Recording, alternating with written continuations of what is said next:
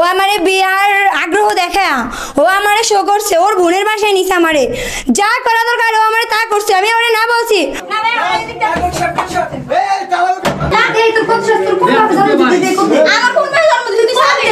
ফাইজটা কি জীবন লেখে বেটা কি মগের মূল্য? হ্যাঁ কতক্ষণ দাঁড়িয়ে থাকছিস? থাক এই ভাই কেউ সরে পড়ে দেখ মনে আমাকে কোপ দিতে পারি কিনা। মূল বিষয়টা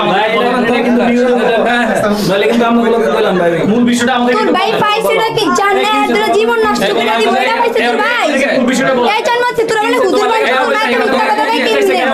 হ্যাঁ তোমার এখানে মিথ্যা কথা কই, এখানে কথা বলো, এখানে কথা বলো, কইছিস কেন?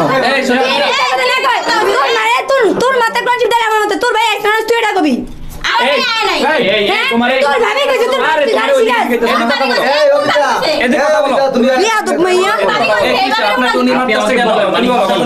ইসমাইল মোল্লার ছেলে রাব্বি, ওর সাথে আজকে দীর্ঘ 3 বছরের সম্পর্ক।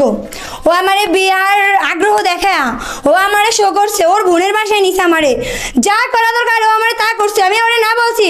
ও আমারে অনেক জোর জবরদস্তিভাবে আমাকে এগুলো করানো হয়েছে। আমি আজকে 2টা দিন হয়ে গেল প্রায় আমি বাসার সামনে বসে রয়েছি, ওই বাসায় একটু ঢুকতে গেলে ওরা আমাকে বাজে কথা বলে, আমি যা কাছতেছি ওর বোনে আমি ওখানে না আসি, আমি আগে দরজাটা ভাঙি না, তুই ওটাকে দেখ, ওটা না দেখার আগে ও ওখানে আসলে তুই আয়।